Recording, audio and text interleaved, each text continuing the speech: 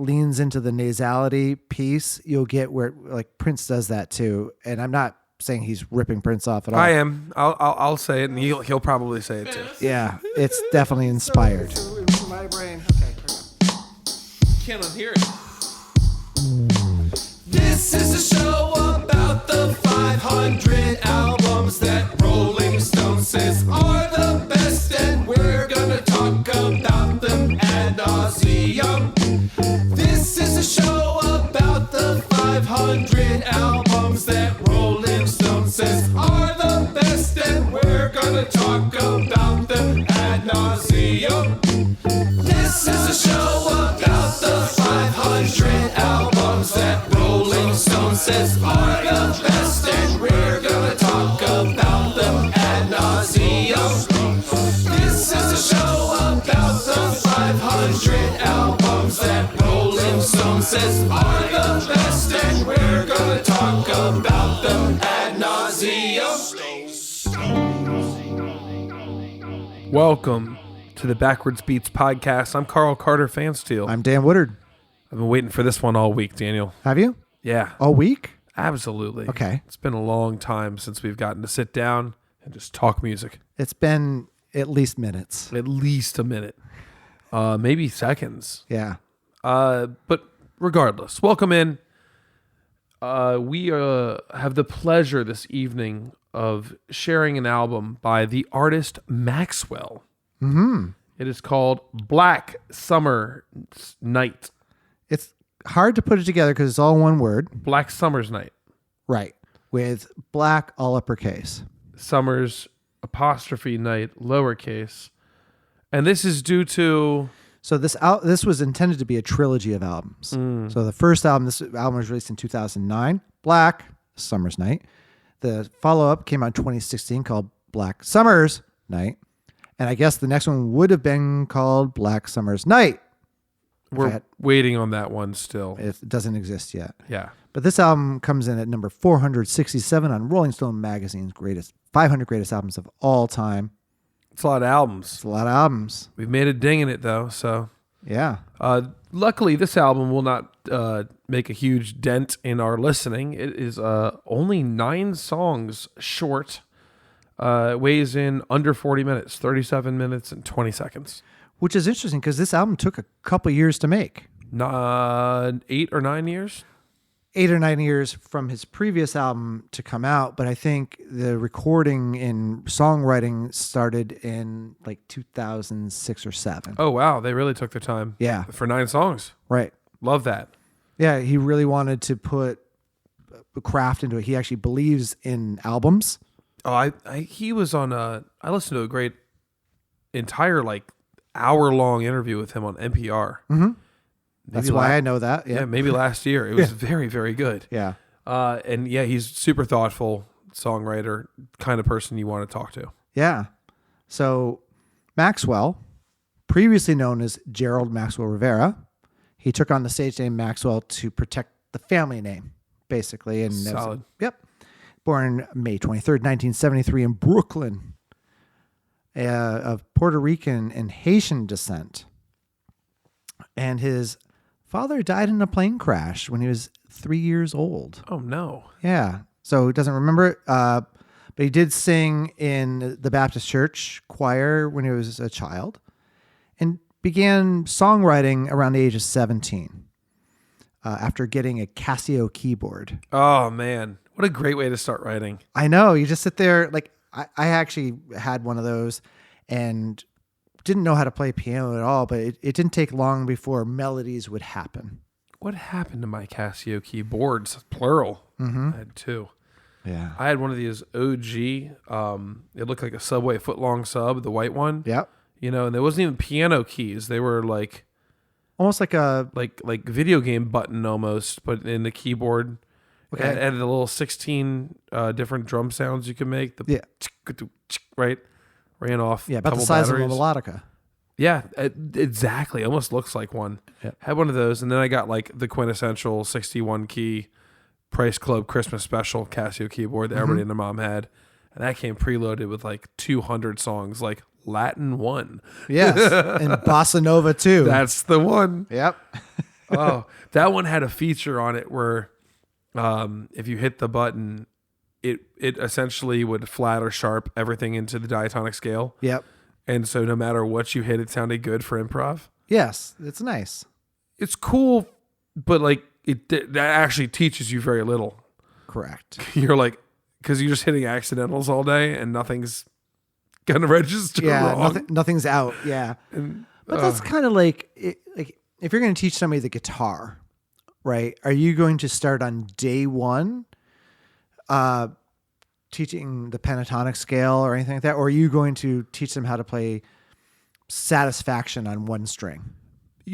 So my theory has always been both. Yeah. Right? You spend a little bit of time on theory, a little bit of time working on repertoire. And so you're always marrying the two concepts and massaging them, right? Yeah.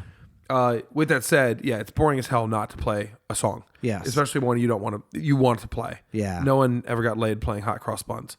No. So play songs you want to play, reinforce musical concepts. Mm-hmm. There it is. I have. You got hot cross buns. Woo! I want you So hot. They're so hot. Literally. Yeah. They're so hot. That's right. Yeah, the Casio keyboard is a rite of passage. We're gonna have to edit all this out. No, we're not. No, we're not. I never edit these things. No, we don't edit that. All right, so Mr. Maxwell. Mr. Maxwell, obviously he has some pretty early influences. 80s R&B. Jerry Curl Soul was one of his influences. You get definitely some Marvin Gaye. Yeah, totally. I saw a whole interview with him just fawning over Prince, which was exciting because he mentioned seeing Prince do Purple Rain on Solid Gold. Did you ever see Solid Gold? I don't know what that is. Solid Gold was a TV show. At one point, like Ed McMahon from Johnny Carson was the host. And it was kind of like Kelly Clarkson. What was the show that she that she became famous from? American Idol. American Idol. It was kind of like that. Like they would star stage people. Yep. Okay. And then they had actual famous artists who would come on and perform, and Prince was on that. And back in the 80s, when you couldn't just like watch somebody play live because from a cell phone recording or some other like 12 camera shot. YouTube. Yeah. Right. On YouTube. Having Prince come on Solid Gold, I don't remember seeing Purple Rain. I remember seeing him doing Little Red Corvette on Solid Gold. So it got me going down the YouTube path of watching Prince on Solid Gold, which is pretty cool. Was it good? Yeah, it was awesome. I mean, it was Prince, so Prince. Of course. Yeah. And we'll probably talk about Prince 6 or 7 times this episode. Fair enough. He got signed with Columbia Records in 1994, and he has Hod David is a producer partner. Do you know much about Hod at all? I don't either. I didn't look into it, but he shows up all over this album. He's a multi-instrumentalist, so he plays some of the. I was gonna say, yeah, I have thoughts, and I make a point not to dive too far into that because I'll just dork out real hard and start, friending all these session musicians who are now 65 on Instagram. Yeah. But I mean, there are a lot of musicians on this album. Hod is all over this album. But this album actually, I said it started 2007. This album started recorded between 2003 and 2009. Got it. So really long project. Yeah. And again, he just wanted to marinate and make the songs. And we mentioned this, 37 minutes long? Yeah. That's okay. He just went for quality over quantity, and there's nothing wrong with that. This album was released in 2009, July 7th, 2009 on Columbia Records. And it led with the single Pretty Wings, which did pretty well. Quite well. Yes. That was when I saw this was the album. I'm like, I wonder if someone has that song because it's one of, I don't know Maxwell that well overall. But you knew Pretty Wings coming in? Oh, yeah. All right, cool. Yeah. It really got praised because of the strong songwriting and the live instrumentation. Yeah. This whole neo soul live instrumentation thing. I guess crapped on programmed instruments a lot on this podcast, probably more than I actually mean. But I love the fact that there's musicians playing on this. It makes all of the difference. Yeah. This album debuted at number 1 on the top 200 charts. And I bet you it's because his previous album is 7 years between his previous album. So he already had a fan base. Yes. I mean, the funny part about his previous album was Urban Chill Space. Yep. Very good album. I was familiar with that one, especially like Ascension. That's the tune that really like set him off. He ascended. He's became in his own way almost Prince-like. Just kind of made his mark, toured a little, then like fell out of the limelight entirely. Didn't try and stoke it, and just hibernated. Yeah. And then sure enough came up, almost a decade later with this album. And, the one was Pretty Wings, really hit like Ascension. Like, it was so unique, so mature for someone who felt like they had so little reps. But it's not that he had little reps. We don't know what he was doing in the background. He just wasn't out in the media and touring his nards off at all given times. Right. Well, I mean, he spent 6 years to make the record too. So. Yeah. And it feels like a delicacy. You know what I'm saying? Like, hard to touch. The same way D'Angelo does. Mm-hmm. Just a little elusive. Yeah. And I'm curious though. So the album debuted at number 1, and spoiler alert, I really like this album, but I wonder how much of that number 1 is the anticipation of, a new Maxwell album's coming out. And so he gets that extra swing because he already has a rabid fan base who's like, thank Feed goodness. me. Yeah. Right. Like Adele waits how many years, like 12 years between an album or something like that. And her stuff's gonna hit. The difference is then, especially, 2009, you still have people buying albums. Mm-hmm. And you still have people streaming, so you kind of get to double dip there. Yep. Yeah. Yeah. So actually, it was an 8-year gap, is what the full gap was. As I mentioned, this is supposed to be part of a trilogy: Black Summer's Night, Black Summer's Night, and Black Summer's Night. Yes, are the three albums. Who knows what's going on with the third one? So for an 8-year trajectory, 2009. Yep. And then you scoot over to 2017. 16. 16. Yep. Thank you. Math. Much. We're late on our third one. Yeah. Should have been out last year. Well, let's throw the pandemic in there. Probably maybe slow things down. All right. Cool. So I expect it in 2 years. Yep. I look forward to it. Yeah, and the thing that's nice about this album, he won two Grammys in 2010, Best R&B Album and Best Male R&B Vocal Performance. Pretty Wings, you got it. It could have been any one of these songs, honestly. Well, except the last one. Yeah. It'd be hard for him to win the last one. If he's just like, thanks at the end, you're like, best performance. Yeah, that is so cool. And it just really kind of helped reaffirm like neo soul as almost a genre in some cases. Well, so I had this talk with myself in the car today. Okay. Yeah. And what did you say to yourself? Well, I said, how do you describe this album? And so I had to make the hard determination today, and I feel very strongly about this now. Is this neo soul? Is this R&B? What is it? R&B is the meta genre. Correct. Neo soul is a branch of R&B. Yes. This is clearly neo soul. The defined markers of neo soul. Let's go on a 1-minute little run here. I'm ready. Can we shoot back and forth maybe 2 or 3 things that make neo soul? Go ahead. Take one. Well, to me, the horns. Yeah. Bring it over R&B, right? Because there's horn sections for days over here brought in the neo.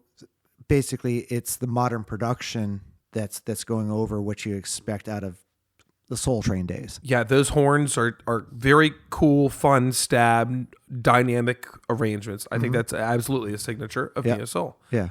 I think the guitars in neo soul, for me, always speak to me. Okay.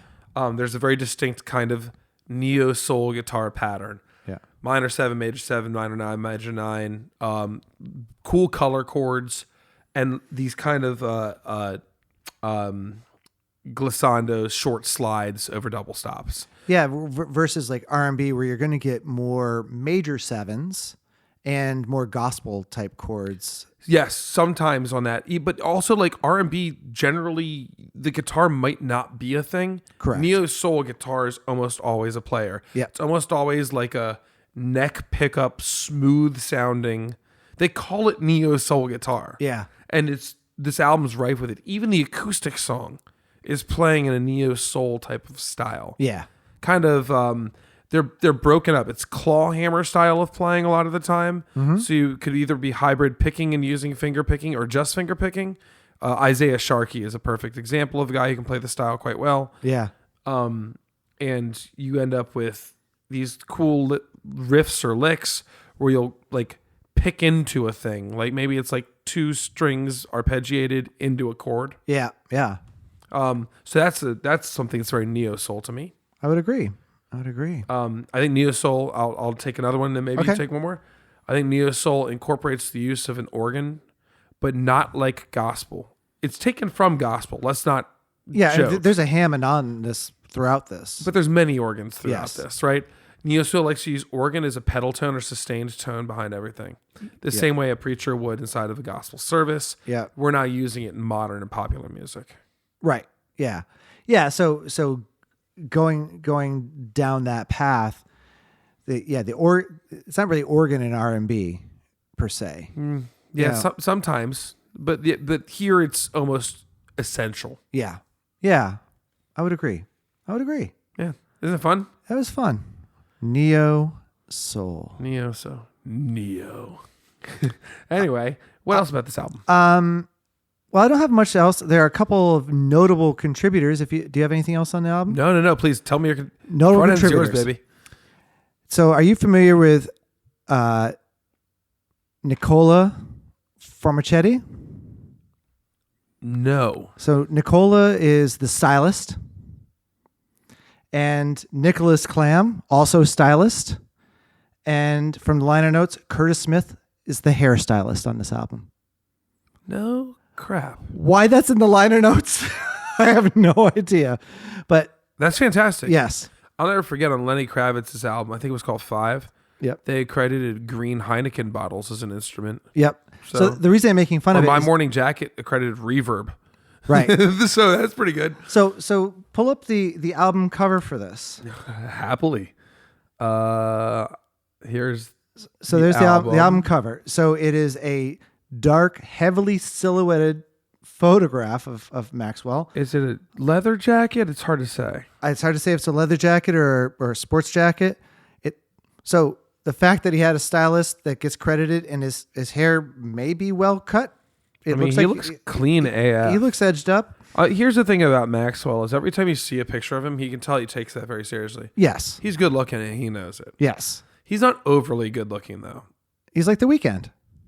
He's better looking than The Weeknd. Yes. But I've seen Maxwell with big hair and I'm like, ooh. Oh, I like big hair Maxwell quite a bit. Yeah. Yeah. He has a little edge of like glam sense. The same way Lenny Kravitz does. Yep. There's like, I care about this image. Yeah. It's very much a piece of his. Yeah, and I'm making fun of Maxwell. I just think it's funny that when I looked at the liner notes for this, I had the stylist. I also had assistant. There's an assistant. I think that's so fantastic. Yeah. And by the way, props to shouting out your assistant too. Yep. Like that's what's up. So there you go. Oh, we love you, Maxwell. Well, we're going to talk more about this album after this quick commercial break. At Forbidden Feast, we explore the world to uncover the most decadent, exotic, and audacious cuisine. Here, every dish is a carefully cultivated experience, rare and unforgivingly authentic. We push the boundaries of what fine dining can be. At Forbidden Feast, daring to taste is part of the experience. Tonight's specials include crispy Komodo winglets, flash fried and kissed with a forbidden spice blend. And for the adventurous palate, snow leopard stew, simmered low and slow until fork tender like a Walmart grater. For the full experience, try our prefix menu. As an amuse-bouche, elephant tusk shavings, paper-thin gilded shavings atop a delicate truffle mousse and spoon-fed to you by an indigenous 10-year-old boy. For appetizers, we have a baby seal carpaccio, hand-clubbed, dressed in aged balsamic and microgreens. Also, blue whale tartare, minced ultra rare whale, subtly seasoned with citrus and exotic herbs. For our entrees, we have pan-seared bald eagle breast, finished tableside with a wild berry reduction and a whisper of smoked sea salt.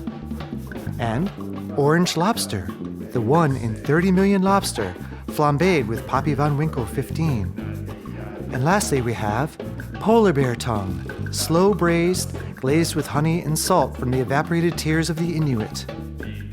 For sides and garnishes, we have endangered heirloom grains with a drizzle of panda fat reduction and white rhino marrow whipped potatoes. And as a dessert, we have forbidden flame coffee brewed with rare beans topped with edible gold flakes and a hint of absinthe, and ambergris creme brulee. Whether you're heading to a velvet antler party or preparing for your first human hunting exhibition, you'll feel at home at Forbidden Feast.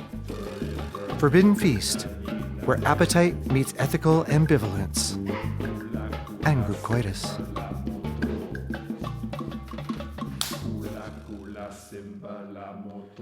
So I have a mildly inappropriate question to ask you. Okay.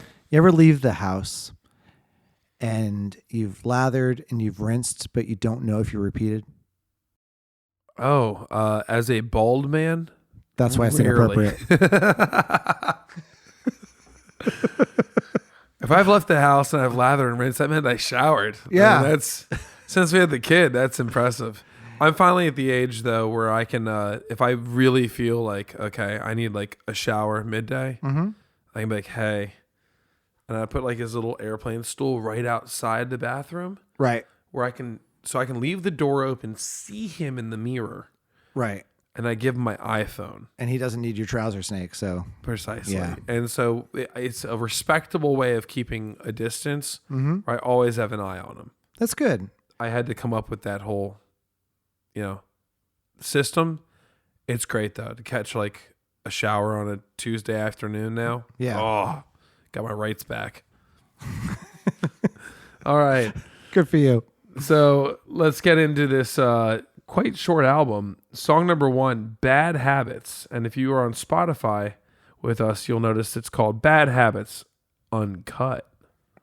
So interesting thing about this song is this replaced Pretty Wings on the charts. So Pretty Wings is at number 1, and this came in at number 1, moving Pretty Wings down to number 2. Which is crazy. Yeah. Because if you look at the listens, that does not tell the story. No. But I'm still cool. I got to get this Paul Stanley off our screen. There we go. It's terrible. That it's not even close. Yeah, 17 million versus what, 90 and change, 96? Yeah, so we open 17.5 million for Bad Habits. And this chorus to this song was one I had just heard in the back of my head. As I wasn't a kid. I mean, I was in my 20s by now. But I remember when it hit, it was really cool. You'd be sitting back then. It was like you'd be in like a lounge in Baltimore and be like, "Oh, okay, this is on. This is a good tune." And this one here, I'm only going to mention this kind of, I guess, once because we tend to beat dead horses. The song sounds fantastic. The production on this album overall is really good, but there's some mixing stuff that I feel like is reserved for either high-end speakers or if you just want your entire car to vibrate. And so what I mean by that is that like the bass frequency on this kind of throughout the album, for the most part, not on every song, overwhelm you. And there's this idea of creating a shelf, right? Or a high pass filter that you could put on the low end just to take out the stuff that's in the sub ranges. And I feel like if that was expressed throughout this entire album, this album would go up like a notch and a half for me. It's the only thing that gets me negatively, but I really like this song. It's such a cool vibe. Yeah. Yeah. I'll jump in behind you and agree with you. I listened to this on multiple sound sources. Luckily, the earbuds, the on-brand ones, Daniel, correct it for you. real earbuds, Yeah. do a great job Yeah. of shelving that out. Kinda. I'll tell you what doesn't. The Alexa in my kitchen, the Yeah. $50 2.5-inch speaker. You get this floor of crap Yep. that distracts from all the details inside of it. My terrible Subaru speakers. You have much better Subaru speakers. My terrible Subaru speakers hated this. It was almost unbearable to listen to at like a moderate to moderate loud volume in my car. I had to listen quiet. However, on my studio monitors, it sounds fantastic. It really does. Or good headphones. The AirPods thing will correct. They did for a it. good job kind of figuring out where that frequency lives. So I will agree with you here. And that sub frequency I think is meant to mimic kind of what like 808s do in hip hop. It just isn't a wonderful aspect. However, there's so much other good stuff going on. Yeah, we should get into the And good. if you're not us, Yeah. or like kind of, I'm not gonna call us audiophiles per se, but No. if you're audiophile or slightly below, and certainly above, this will annoy you a little. Yeah. Have you seen Spotify's come out with lossless? That's gonna be fantastic. I hope it doesn't come with a price hike, It's not supposed to, which Very is good. shocking. because if we get lossless media on this, it's gonna be great, and our voices will sound even better. That's right. One of my favorite things about this, I love many things about this song.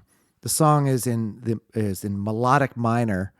It's basically a 1-6-2-5 chord progression, but with the exception that everything's minor. So it's 1 minor, 6 minor, 2 minor, and then 5 minor. And what's interesting about the 6 is in a minor key, normally the 6 is flatted.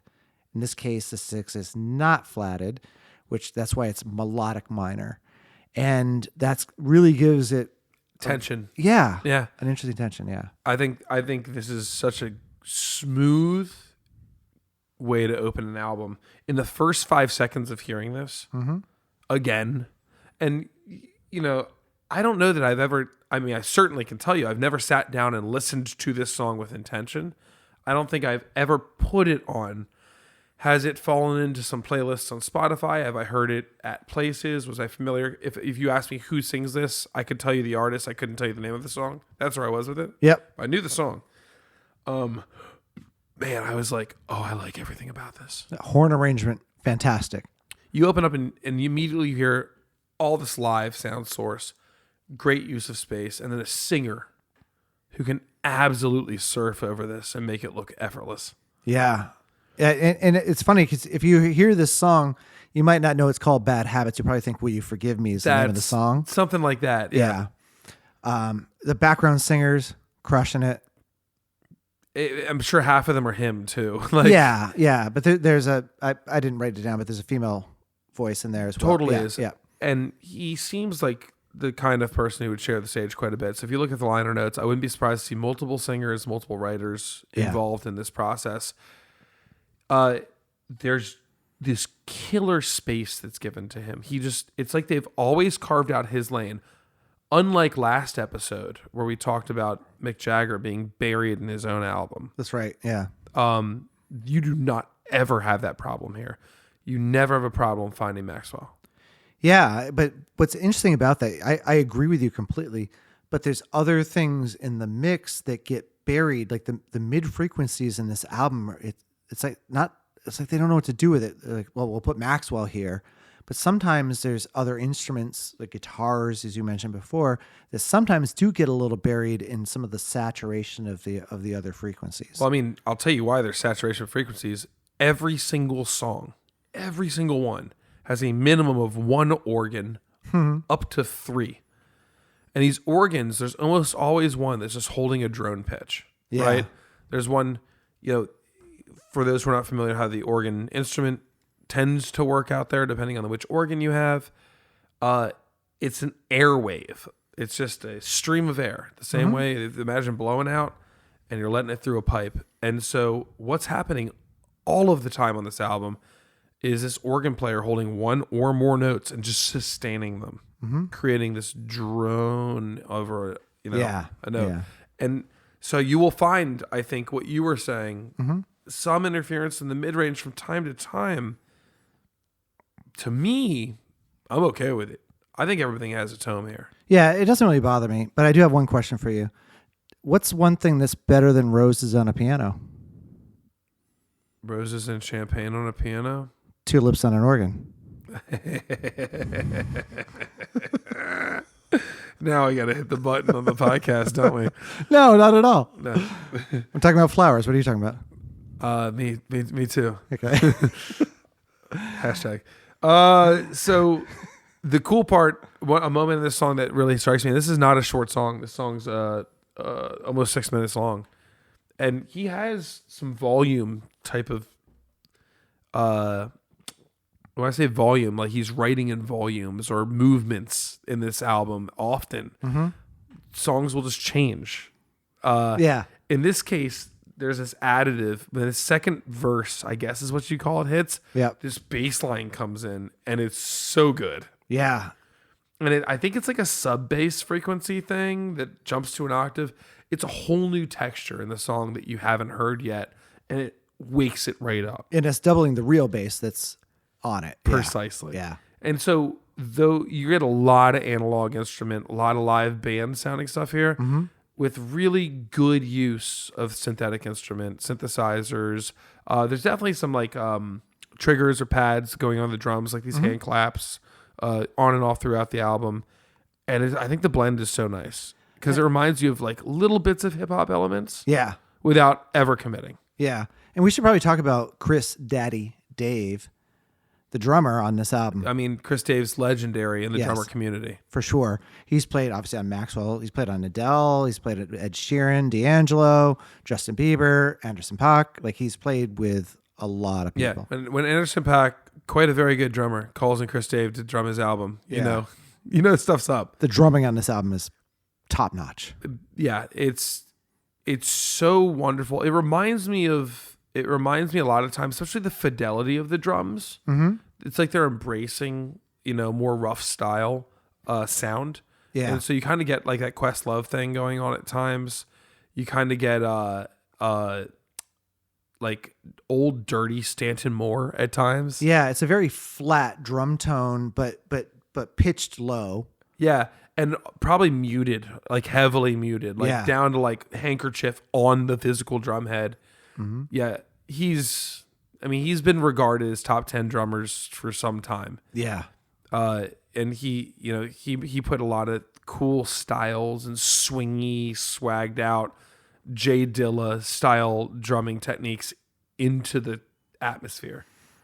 And when you see other drummers play, they're almost always compared to him if you're sitting in that realm. Yeah. Now, I agree completely. And he's phenomenal. And in the tone, the timbre of these drums, when we talked about Matt Chamberlain on Miranda Lambert, we talked about he actually had a really cool drum tone that the producers didn't know how to deal with. That's not the case here. No, these are exactly the opposite. On the Chamberlain drums, they were so wet, soaked in reverb, big room sound. These are dry. These sound like bedroom drums, almost to a fault at times. But it meets the style so well. I have a really, really hard time fighting it. Yeah, and he drums quite a few tracks on this album. Yeah. I didn't do any research. Most of them. I'm not surprised to hear it's him. Yeah. And I'm so happy to celebrate that. Yeah. Like, you can see my smile right now. Yeah. Yeah, he's nasty. You also get a really big impression made by the horn players. Song 1. Yep. Great horn players and great arrangement. Yeah. And those go hand in hand. I mean, you can't just put a trumpet and the sax on a thing and call it a day. Here, they play in concert so often, and the dynamics and the swoops and the way they enter and exit together. Sometimes throughout the album they're sectional. Sometimes they just kind of break free and do their own noodling thing. And there's just not a bad horn moment on this entire album. No. It's definitely, if not the highlight of the album for me, one of the top 2 or 3. Yeah, I agree. It's not like, we talked about Marvin Gaye as one of his influences, and there's some Marvin Gaye-ish stuff on this album. The horns are not anything like Here, My Dear. No. But the Marvin Gaye we all know and love. Yes, the good Marvin Gaye. Yes. The amazing Marvin Gaye. What I really appreciate about this song before we move on is, at almost a 6-minute song, they commit the last 2 minutes and change To a jam. That's it. Yeah. So this is called the artist Maxwell. Yet you're getting like this appreciation. He's showing you how much these arrangements matter to him. How much the album matters. Precisely. And he knows what he's got in his musicians, and he just go guys, without me. It's just drums, bass, and horns. And it is so good. Yeah. It's a delight of a song. If you just gave this out as a single, I don't care if it's 1940 or 2040. Mm-hmm. You're going to have a good time listening, especially the back half of the song. And Maxwell's voice fits this perfectly. Yeah. I mean, he probably could have figured out something to do there, and we would still love it. Yeah, it'd be but fantastic. My appreciation for the artist under his own name to fluff almost half his song out to his musicians and be like, just kill it. Right, because it's not like a Prince album where Prince is going to solo for 3 minutes. Nope. This is selfless. Yeah. Erykah Badu is very good at that. Mm-hmm. Yeah. Appreciating her band and being like, go hit it. Like, she knows what she has. Yeah. I really love this song. It's a perfect opener, and it's forever going to be. I can say it's a top 3, but almost everything on here will be a top 3 for me. Yeah. Yeah. It's just such a good song. Yeah. All right, let's scooch over to Cold. Song number 2, 4 minutes, 3 seconds, or 4 minutes, 2 seconds, according to Spotify. And a mere 2.2 million listens. Why? This song is so good. Explain me. I can't get my head around. This song is so good. May I read you my first couple statements? Go ahead. World music, snarky puppy, West African guitar, Stevie Wonder horns. What is this? Yeah. It's and when we talked about Daddy Yankee, we talked about the soca rhythm. Hidden in this groove is a soca rhythm, but it really is. Yeah, yes. It actually is at its core, but you would never really know it at first blush. You have to pull it apart. It's only soca because of clave. Yes. And clave only exists because the clave literally is like regional tongue to where every place has its clave. Like every place has its, Nona has her Sunday gravy. I said world music, which is so stupid, but also like, well, that's why the most broad I can get it. Right. It's not boom, cha boom, ba traditional. No, that's buried in there and emphasized with the hand claps on the end. Right. What it really is a hard kick on one and a staggered accent after. That's the bare minimum, right? Right. Common denominator we can start speaking about. Yes. But it's imperative. It's the heartbeat of the song. It is. And it, God, it just feels so good. Like I, with my note, I'm like, there's so much going on. You're not even going to notice that it's soca. There's like, till you you unpeel catch that the like onion. late hand clap. Yep. It's so dragged. Yep. It's intentional. Mm-hmm. There's a bunch of hand percussion going on that's subtle, that builds around it. There's a structure. This is one of those songs that if you entered it at the wrong time, like at 3.5 seconds, you could easily become very discombobulated and not know where one is. Yes, it would take a minute. It would take you till next section to figure out. Oh, okay. Yeah. That's why I say it's hidden in here. What's crazy to me is that he somehow wrote a very compelling vocal melody over all of this, because his entrances are insane. Agreed. Yeah. How do you? The only way I can see this is that like they wrote the song and then like built the melody in the studio. Because like who songwrites to that and then masters it? Well, the songwriting on this album is, I don't even know how to put it, because I'd say it's masterful, but it's also very unique. There are songs on here that almost feel like they're through composed, which means like there's no form, but there is a form.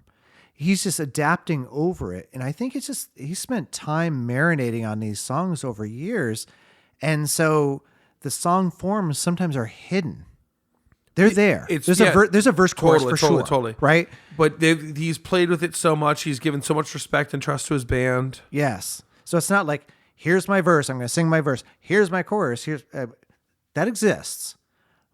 But it's all melded together into this like beautiful stew. It's just like fantastic like songwriting and arrangement that pulls these sections together in such a beautiful way. This song is scary. Yeah. Like how much I don't understand it still. And how good it is and how beautiful it sounds. With all the complicated stuff we're talking about, it just sounds gorgeous anyway. Yeah. Why are there only 2 million listens on it? What is wrong with the listeners to this album? I don't get it. Because you know why? It's as good as Bad Habits. Yeah, and it's a totally different song, and that's the kicker. This does not sound like R&B. Yeah. At all. Probably almost 10 years now. I don't remember the name of this duo, but they came out and they were, I think, like a big new, and I'm going to misquote this, I'm just going to say it. I think it was like a celebration of West African music.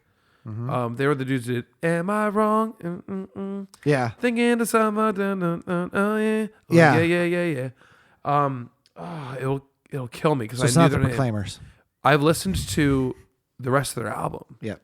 And it's killer. It's really, really good. Really complex rhythms, beautiful melodies, some traditional stuff, some modern stuff.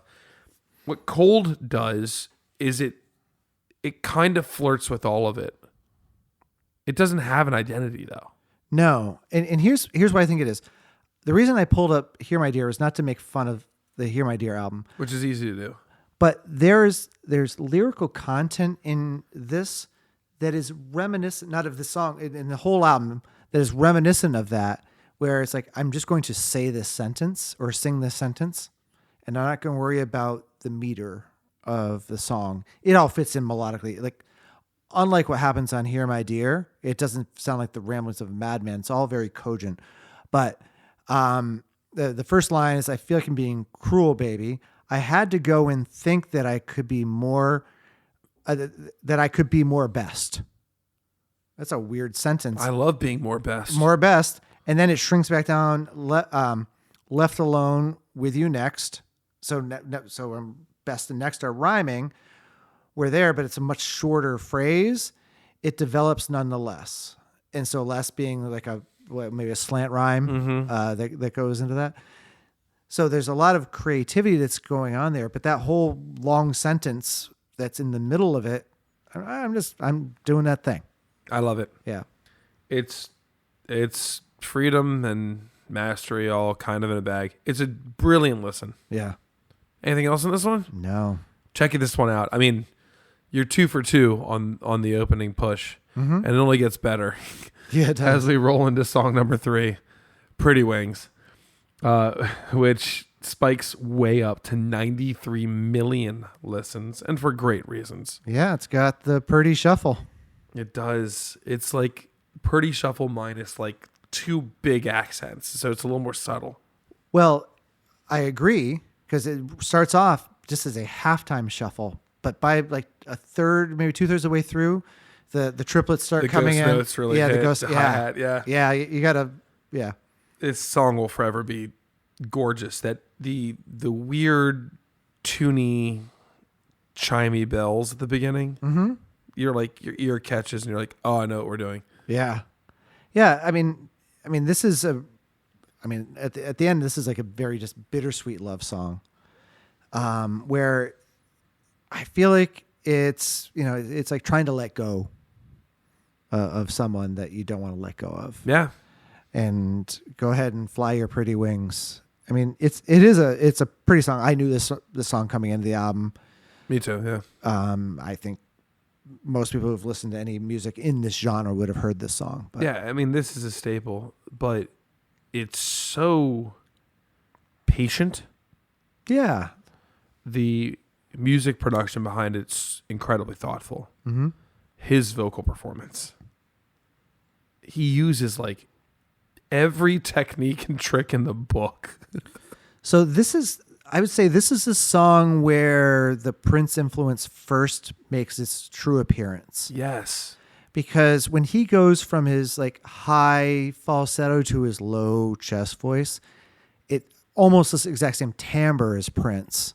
I'll talk about it later on another song where it like, God, it's almost like note for note a Prince like homage.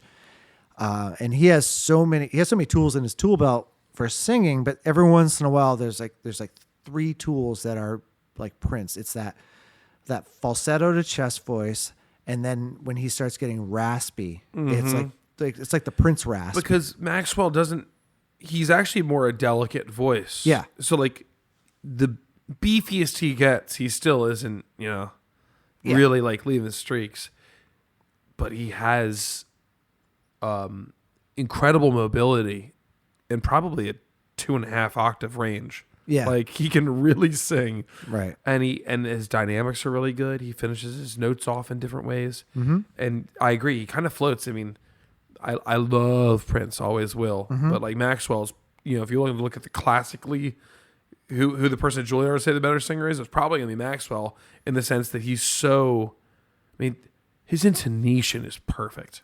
It is. And he plays with even the vocal space. Like he'll lean into a very nasal pitch and then go back up and get like full like dome like resonance in his mouth. And then he'll sit out for 3 beats and enter on something you didn't expect. Yeah. Which is planned, meticulous. You don't spend 6 years not doing that, right? Yep. I'd hope.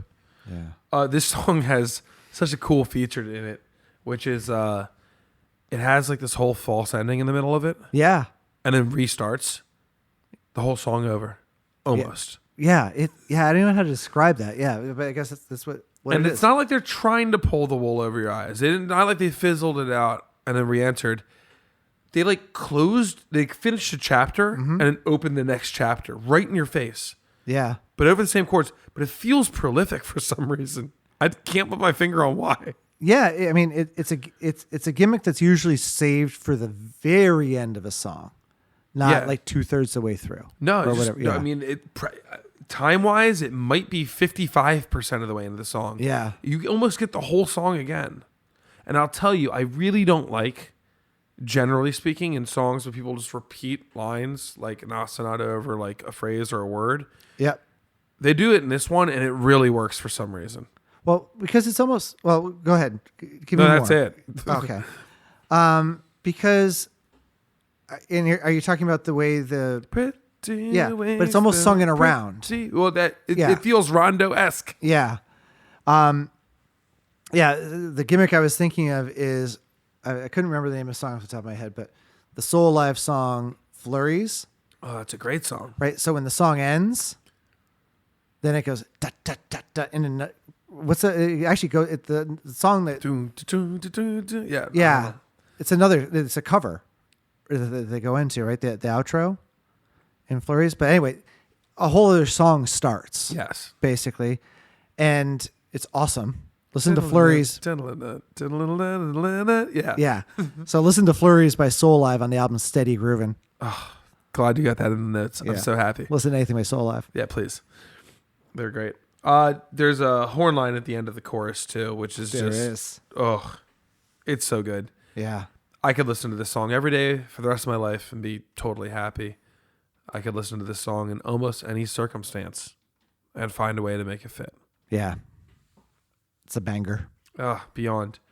And if you look at the first 3 tunes on this album, wildly different songs. Mm-hmm. So there's the Carl test, right? Yeah. Nothing sounds the same remotely.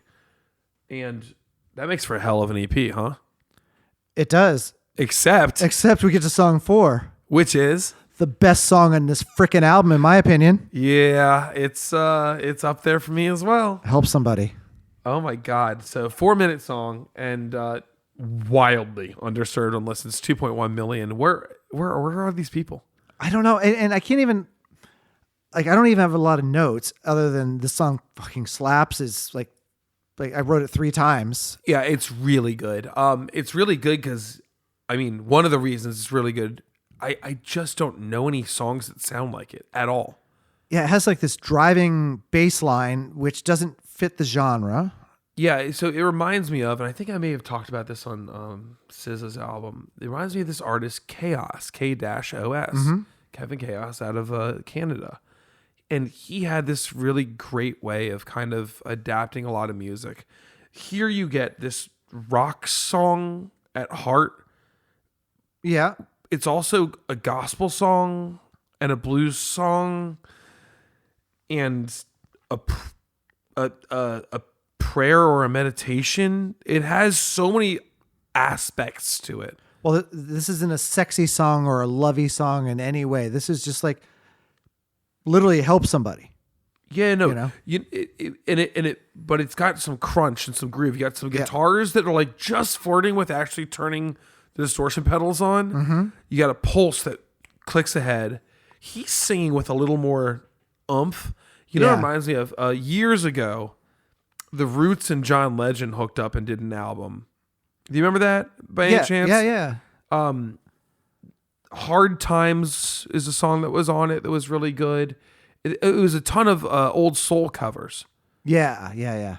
And there was an intensity to this album that felt rock-like and raucous, and everybody really leaned into it. And so this probably wasn't terribly far from when this was released, honestly. This song has all of the guts of that. The guitars have like almost like this post Motown-y thing going on during the second verse, which is so nice. Yeah. No, I don't have a ton to say about it. But actually, Corey Glover, another good example in this genre, baby. Yeah. Sings on the album Breakout by Soul Live. Yes, he does. And I actually got some essence. I can't remember the name of the song. It might be the song Breakout. I remember the song. God. Yeah. So listen to the album Breakout by Soul Live. Hey, featuring Corey Glover from Living Color. I love that. Yeah. We saw him in Miami. We did. He was eccentric. He sounded great singing, but we got him 2 nights instead of 1 because of timing issues. So that was cool. Yeah. No, oh man, yeah, that song is great. Freedom, yes, is the name of the song off of the Breakout album. Yeah, so good. Yeah, not the same song at all, but I get the Freedom vibes. It's more than R&B. It's rock, and I love when you get into that. There's something that Maxwell does to kind of fortify himself to add more balls to this per se, and he'll do this over the course of the album. But I think it's a very effective technique, method, trick, whatever you want to call it, where he'll sing his own octave in unison. Yeah, and he's very, very good at that because I think A, he has range, and B, it's almost like having 2 very distinct different voices out of the same person. So he gets the benefit of his phrasing with 2 very kind of different feels and tonalities. And it reinforces the wall by doubling yourself just an octave apart, 1 high, 1 low. Yeah. And a couple other notes, the guitar parts, the panning in this one, it just really helps fill out the space. And then the horns almost give me like an Ides of March kind of way vibe. To say it, baby. Yeah. Oh, Ides of March is awesome. Yeah. Oh, what was the one? Vehicle is the tune. Yeah. Power horns. Yeah. There's a breakdown in this song too, and the piano ends up with this funky filter on it. Yeah, it's like a piano mixed with like a dulcimer. It's the best I can come up with. It sounds like honky tonk piano, but not played in honky tonk style. Yeah, right. It's kind of like detuny and something kind of staccato without being. It's dulcimer, so it feels a little more percussive per se. Yeah, you're right. Honky tonk's a good way to put it, but yeah. Yeah, I said the honky tonk-esque. The use of organ in this song is great. I love this band. That's in my notes. Yeah, I mean the band is just we're at our 4th song now, and Maxwell is being the most generous host. Already talented, already thoughtful, is just showing his band off. Like whoever's music arranging this whole thing is the real hero here. Yeah, I agree. He loves the band, and actually it makes me think back to when we listened to both Fine Line or Harry's House by Harry Styles, where I think Harry really appreciated his band. Totally. Yeah. I see that 100%. It's so much fun when artists, solo name artists, lean into the musicians behind them, and they don't see it as vulnerability or what they can't do, but what they can. Yeah. And this is, if you play any instrument, you're going to enjoy this album on the merit of the band alone. Stay for the singer because you're going to be floored. Yeah. One more thing about this I really liked is the ending. Yeah. Reminds me of our favorite band. It just feels like Snarky Puppy. Yeah. It? Yeah. Yeah. It does. Yeah. And I had to get the name in too, but it really does. And it's not the only time on this album where you get this kind of like, Snarky Puppy feel. Yeah. It just full instrumentation. I think it's horns, guitars, basses, and kind of swung out cool drums will always bring that in. Have you listened to the new Snarky Puppy Metropole song? No, I have not. Good. Is that how we're ending the night? It's good. And what made me happy is it's been a minute, maybe 3 months since I listened to really any Snarky Puppy. And so it made me go back and listen to the album ground up. Ugh, get out of here. Such a good album. Get out of here. That's the one, man. That's the one. Well, anything else on Help Somebody? No, I think if this were vinyl, I would have this be the end of side one. Yeah, that's where I would put it as well. And mainly because you need a breath. It's been heavy hitter after heavy hitter. Yeah. If everything ended right now, this is a hell of an EP. That's what I was saying on song 3. Yeah. But how can I forget, right? I can't forget. So there we go. We're going to take a little break here right after Help Somebody is song 4. Step right up, weary traveler, to the land where the beans grow just slightly less than your profit margins. Here in soy country, our soybeans are highly trained in the fine art of surviving trade wars, droughts, and the occasional existential glance from the over-caffeinated market analyst. Take a stroll down our sun-bleached rows and witness the crop of the season. Soybeans that have endured tariffs, reneged contracts, and a climate that just can't quite make up its mind. Don't worry if a few stocks seem sad. They've just been ignored by China this week. Meet our farmers, stalwart souls who laugh in the face of negative margins. They'll tell you with a wink about last month's flooding, last week's pest infestation, and how the soybean futures market whispered threats in the dead of night. It's all part of the experience. Meet our soy boys, too. Regaled in hemp sweaters and reeking of oat milk lattes, our soy boys guarantee only 30% masculinity per acre. Perfect for ethically sourced hugs. Bruh, your sweater smells like my dad. Join us for the Soy Spa, where you tracking can your soak in calorie intake? lukewarm soy milk while contemplating your life choices alongside a farmer who may or may not be weeping softly into a bag of fermented edamame. Here 3 times. And don't miss the harvest of irony, our nightly ritual where the soy fields shimmer in the sunset while investors' dreams wilt quietly in the distance. Soy country, where resilience meets absurdity and the beans never forget.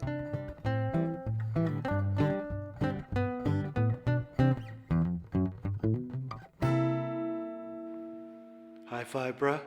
No, gently. So, if you're a guy like Prince and you have access to literally anybody you would want to be with, and you do this probably often, what do you think his favorite body part was? I don't know. I think when you listen to him lyrically, you may think it might be a more erogenous an area, but I bet you he's a foot guy. You think so? Yeah. Yeah, I have a feeling he is too.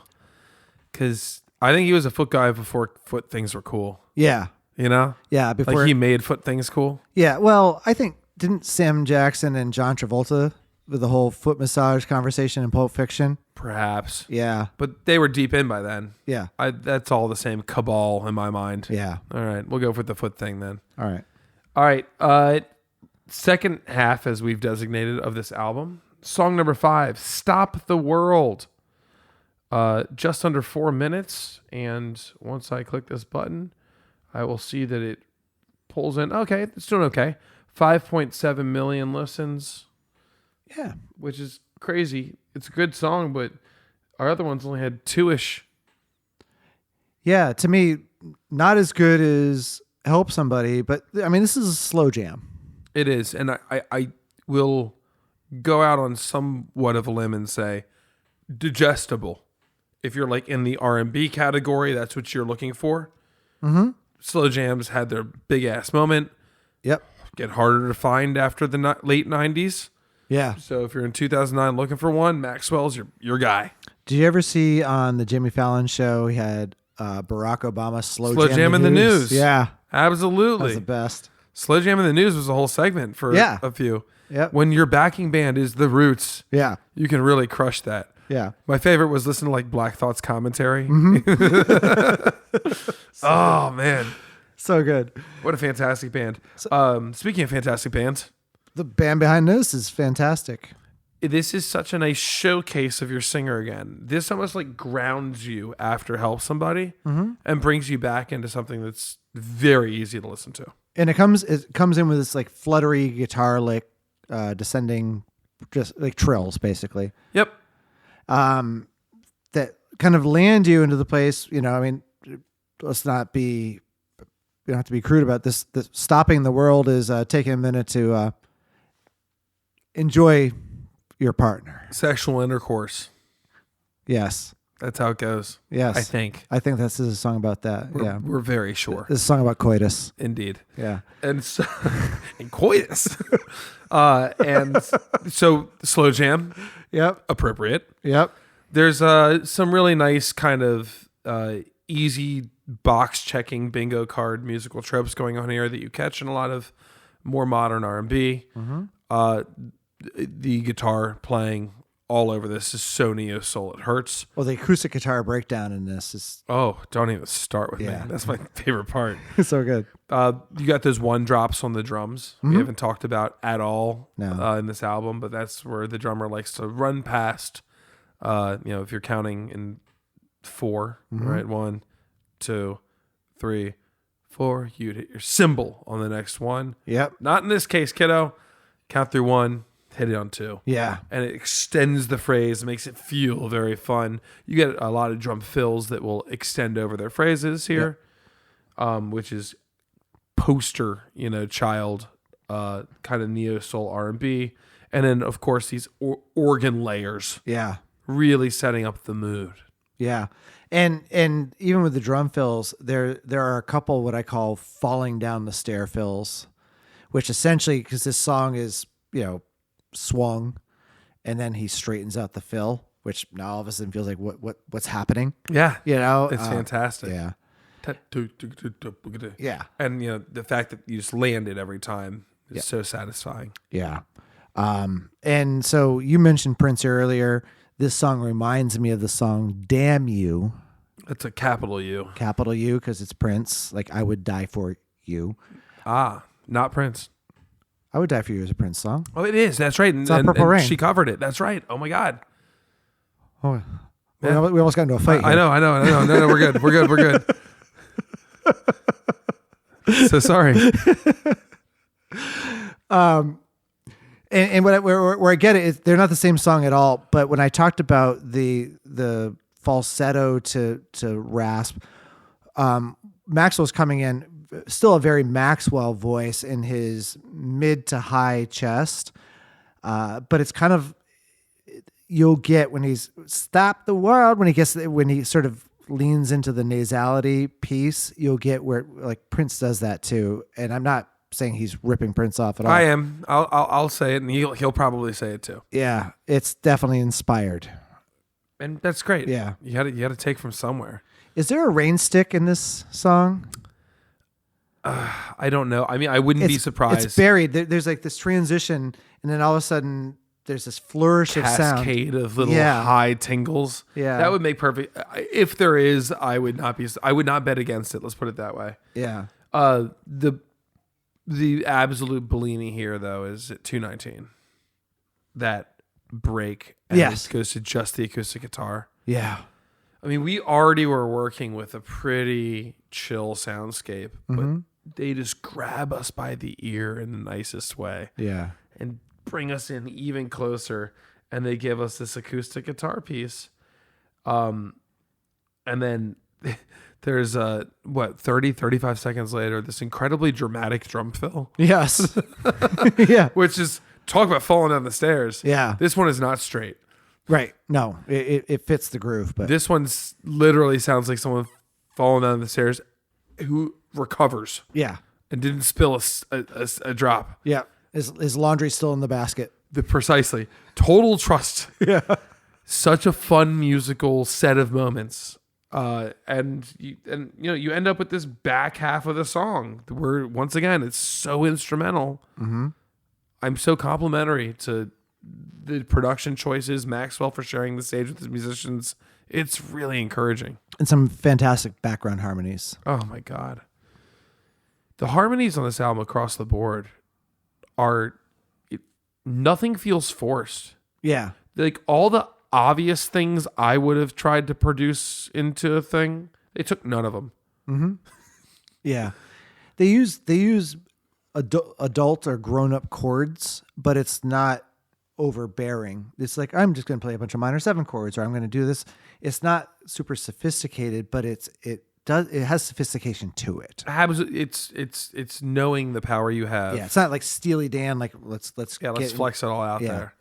It's incredibly mature. That's the perfect word for it. Yeah, or even like the Damn You song, we listened to that in the break, and I think he ends like on the 13. He lands his melody on there. He's got this big fancy chord. It's because Prince he knows that. He also couldn't not. Yeah. That was him. Yeah. That's what Prince did. So good. Maxwell is just subtle and just there's lands the plane the way you need. Yeah. It's such a comfortable listening scenario. This song is incredible. It's funny. I'm giving this song high praise. This is not one of my favorites on this album. This actually dips down for me, just because mostly like lyrical content. It gets into the stuff that makes me sometimes cringe in neo soul. So lyrics are maybe the only place I'll end up having to pick and choose for fault here. Yeah. There's nothing he says on this album that's oh my God prolific. Right. But there definitely is some kind of like bubblegum sounding lyrics at some points. Yeah. Yeah, because this song does have a Hear My Dear-esque lyric in it. Sing it to me, baby. It's things I can't explain without subtext. It's like comes out of nowhere. I'm like, where did it sticks out like a sore thumb when he sings it. I'm like, we couldn't have found a better word than subtext. To throw in your slow jam. Because he doesn't like rhyme it with sex or something like that. It's No. Yeah. The girl at that point in time stands up, throws her pants back on, and walks out of the room. Yeah. So that was Stop the World. We'll move to song number 6, Love You. This is 3.4 million listens, 3.5 minutes. When I talked about the sub bass overwhelming the mix here, I'd say this song has the cleanest production. Okay. You disagree? I don't find that horrid piano reverb very clean. Well, I do have processed piano ? Question mark. Not is it a processed piano? But that to me, it's not a mixing problem. It's an instrumentation. That was choice. a choice of effect problem for me, big time. Yes, it smears in a not a good way. Yeah. The chord voicings they're using, the clash is hit so hard between chords because the sustain to the next chord, and then he goes to sing over it confidently, and they don't stop. And then they throw the beat from Ghost Town DJ's My Boo on there. Well, by all means, the drum timbre, like the actual drumming, is very good and sounds good, and I kind of like the pulse, but this is my meh song on the album, and lyrically speaking, it doesn't exist in my manifold. No. These are lyrics I do not care about at all. No, me either. I'm giving the compliment to the clearest production. I agree with you on the processed piano with question mark after that. But what's interesting to me, though, I will say lyrically, nothing stands out to me, but this is where I get that through compose thing a little bit more, because there's definitely a verse and a chorus, but the shapes of there's no like iambic pentameter on this. The shape of the verse and chorus do not necessarily align in a way that's clear. Mm-hmm. Yeah. Yeah. I just don't really like this song. Yeah. I don't hate the song. Would I skip it is the question. I think that's a good question, right? Like, so far we've been rolling. Like, the first 5 songs are skip proof to me. I really like them. Yeah. This song doesn't quite check the box. I think I see what he was going for. I think I just have some production questions about the way the piano was done. I don't know that the beat necessarily fits the feeling. Is it supposed to be celebratory? Maybe.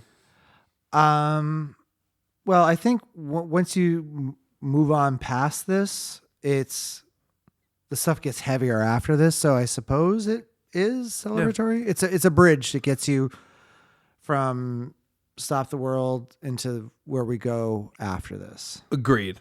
And we strategically chose to make sure that we started the B-side on Stop the World rather than here. Yeah. Because I would consider this a weak opening to a side 2. Yeah. Anything else? No, thank you. Lovely. Song number 7, Fistful of Tears. Fistful of Tears. First of all, great name for a song. It is. This one, speak of sub bass, actually has a cool synth sub bassy thing going on. It does. Yeah. I imagine in certain sound sources it might be this one could probably irritate. But the problem is it's not the sub bass that was getting me. It was the oversaturation of frequencies that was getting me, and it doesn't bother me on this at all.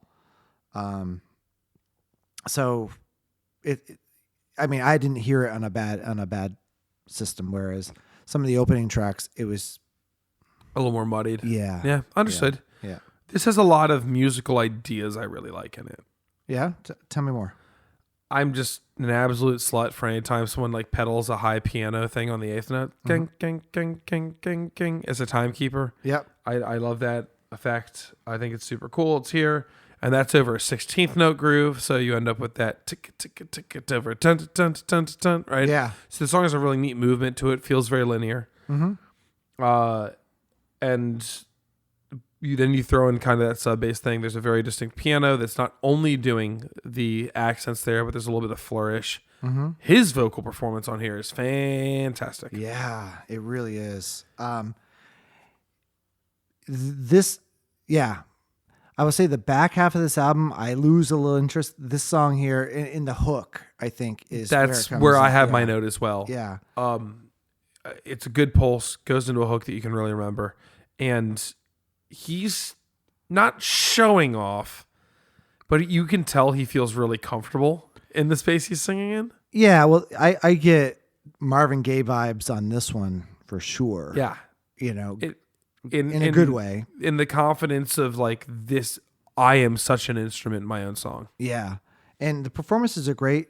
Here, lyrically is way too squirmy for my tastes. Yeah.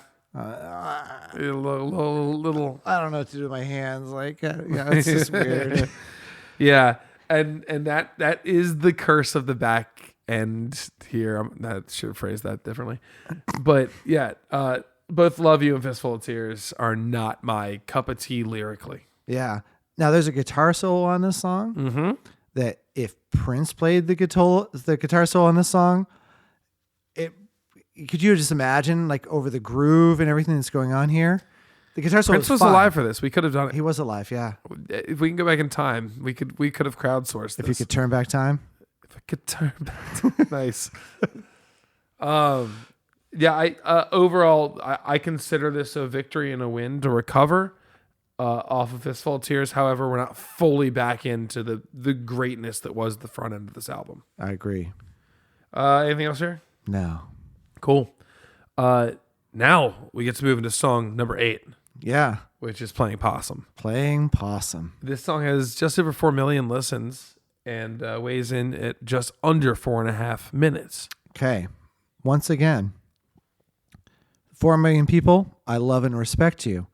Where's everybody else? Yeah, where are the other 400 million who should be listening to this great song? Yeah, this is amazing. This is essentially acoustic guitar and drums. It's the most like stripped back production. I mean, there's a lot of reverb in the drums. Maybe the drums were recorded in a echoic chamber, but No, I mean, no, that's post production. Yeah, of course I can hear it is, yeah. digiverb any day. Yeah. And that's digiverb. Yeah, it is. It ain't the best done verb, but it doesn't matter no, I'm not complaining about it because they're not doing enough. Oh my God, drumming to make it matter. It's an effect. Tom rolls, yeah, exactly. It's like putting a guitar through an effects board. Yeah. But the acoustic guitar sounds fantastic. It's brilliantly recorded, and Maxwell is the star of the show. Yeah, this song is brutally painful. Ugh, it's so perfect. It's someone who is checked out of relationship. He has that line, "Speak your regrets." Well, I mean, come back from the dead. You left my heart here.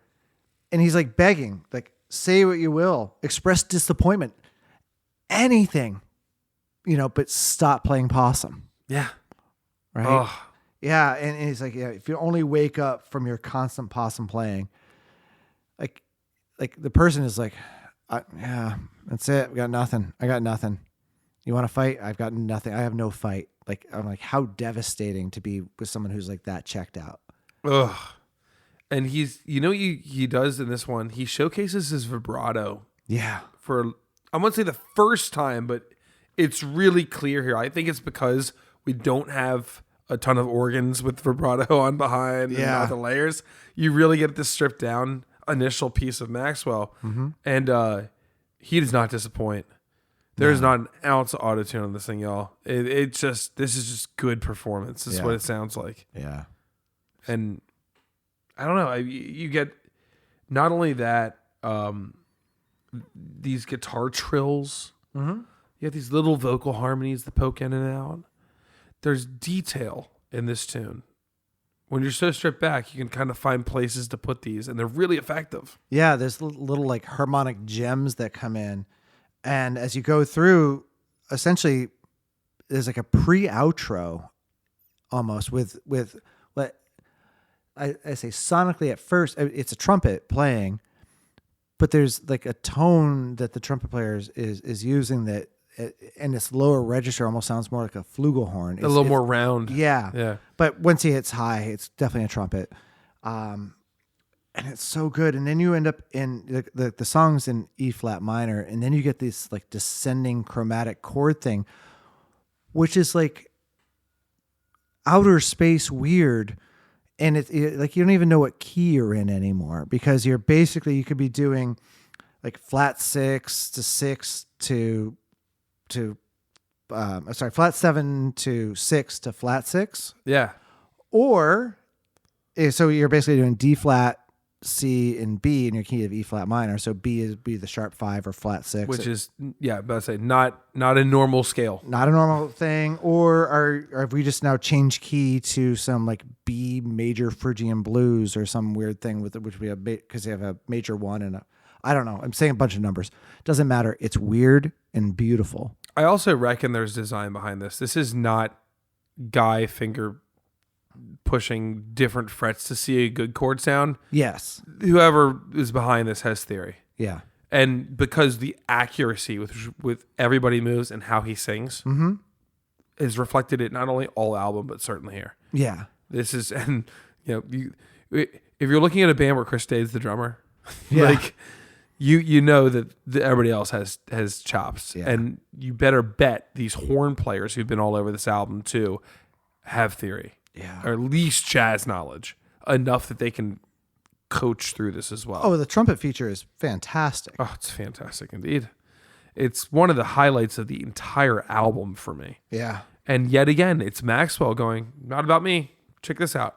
Yeah. I'm making a good album first. Right, which is what he said in the interview I watched with him. I think I watched I did watch the NPR one you're talking about, and I watched one other interview with him. He's like, I believe in albums, and I want to make a good album. Makes us want to support you more. Yeah. Yeah, this is such a nice comeback from two songs that weren't at the level we come off of, in my personal opinion. Yeah. Which leads us to song number 9, Phoenix Rise. which is a complete departure from what we've been hearing. Indeed. Yeah. Why did I say that, Carl? Because we go for an entire different sound, but respect the band. Mm-hmm. It is, yet again, band music forward. So you end up with kind of like a synthesizer pulse thing going on. Yep. It reminds me of almost like late 90s, mid 2000s club DJ without fully committing. The song that came to mention, I'm embarrassed to say, but it's Waiting for Tonight by Jennifer Lopez. Okay. Waiting for Tonight. It had that same kind of bump and energy to it. The drumming. Well, it's like drum and bass style. Ish. Yeah. Ish. House, jungle, drum and bass inspired. Yeah, it's a little LTJ-ish. I would love to really lean into the LTJ Bookham vibe here. Mm-hmm. I think it's not the same, but they're adjacent. No, it sounds like Diesel Boy. It sounds like it sounds like almost like the kind of drumming style that like Prodigy was trying to pull from too at the time. Mm-hmm. You know, not as aggressive, but yeah. No, but you linear. You know. Yeah. And it's live, and it's really cool. You get that over some like kind of swelling synths. You have a really, really cool bass thing going on with a synth bass that's like scooping and dipping. Yep, and then you have the bass like pops and slaps that just sort of like they're almost EQ'd louder. Well, yeah. Well, you got to think about the compressors when you're playing slap and pop bass, right? Yeah. And so it's almost got the trappings of Jamiroquai, but without sounding anything like it. No. It sounds like a drum. It's a real drummer trying to sound like a drum machine. Mm-hmm. It's some pretty stock sounding synth. I'm not in love with the actual synth sound that you get at the beginning. Yeah. And then the bass has that slap funk kind of feel to it. So the parallels there, none of the tonality is there. Yeah. It's not a mess though. It all kind of works for me. No, there's these single note like guitar comping lines that are going through the whole thing. You know what it reminds me of? What's that? It reminds me of the kind of arrangements that like and band that Michael Jackson would choose. Mm-hmm. During like Toto? During like Bad or like Dangerous, right? Mm-hmm. Kind of these cranking forward, like I'm gonna force you to dance. A little industrial. Yep. You know? Yeah, this is a huge departure from the album. Oh, well, it's the same thing we've seen on a lot of our albums recently. I think we talked about this last album. Is like Shattered? Yeah, by It's Stones. Yeah. You take your last album, your last song to tune down your arc of the album. Mm-hmm. Well, there was no real arc here. So do you take that song and use it to push forward? And if you look at 2009, he's using a lot of the trappings of popular sounds around that time in this song. We haven't heard most of these the entire album, but we get it right here. Yeah. Is this the in the backseat of this album? In the backseat off of Funeral? Off of Funeral, of course. You didn't get back there. Episode 1. Yeah, I remember. This is not the first time you've also asked this question.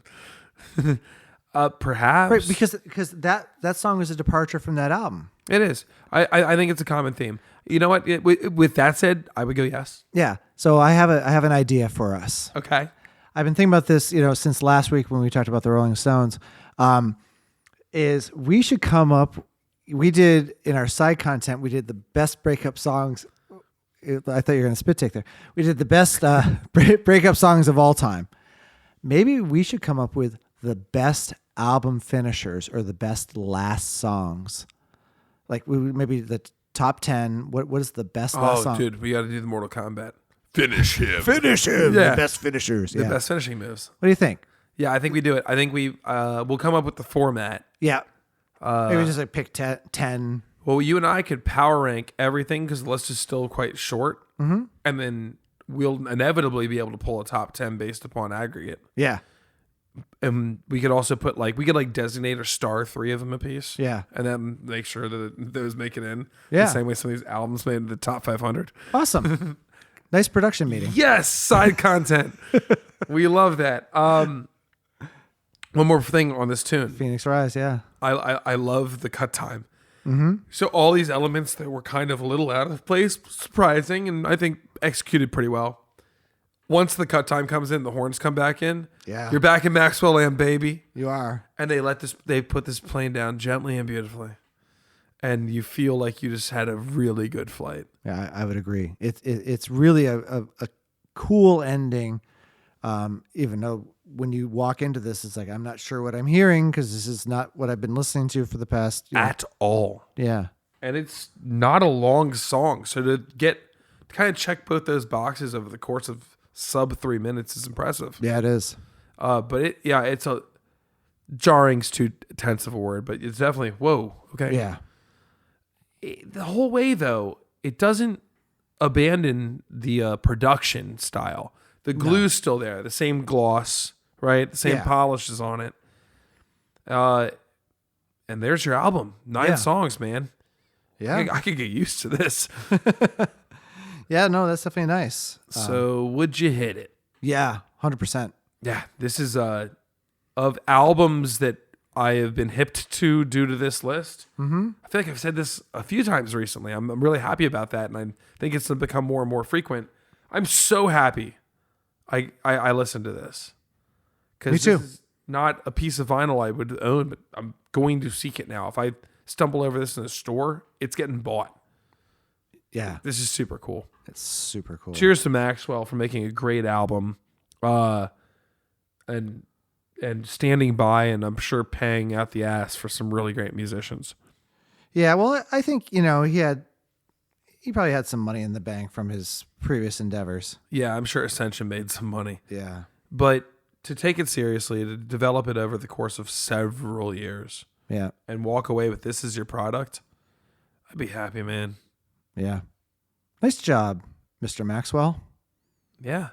All right, well, always a delight, Daniel. Yeah. What do we got next week? We'll be listening to the album Red by Black Uru. Black Uwu? Yeah. And we've talked about Black Uru already on this podcast. Have we? We have. Suedo? No. How? This is reggae. Yeah. We talked about him Clandestino. Oh, no doubt. Yep. Just a few weeks We ago. didn't talk about we have talked about No Doubt on this podcast too. Okay, I'm sure we have. Yep. I'm trying to say any more band names before it ends. The best breakup songs you had Don't Speak. Oh, so good. Yeah. All right, well, let's look forward to seeing Red. Yes. I'm Carl Carter Fansteel. I am Dan Woodard. And thanks for joining us on the Backwards Beats podcast. We'll catch you next week. Truth. That was a show about the artist Maxwell's album Black Summer's Night. Masterclass in R&B, and you should really get it. Backwards Beats podcast is a Tune-A-Win production recorded live at Thought Shack Studios in Halethorpe, Maryland. If you enjoyed the show, make sure to subscribe and leave us a review on Apple Podcasts, Spotify, or wherever you get your podcasts. You can find us at Backwards Beats Podcasts on most platforms.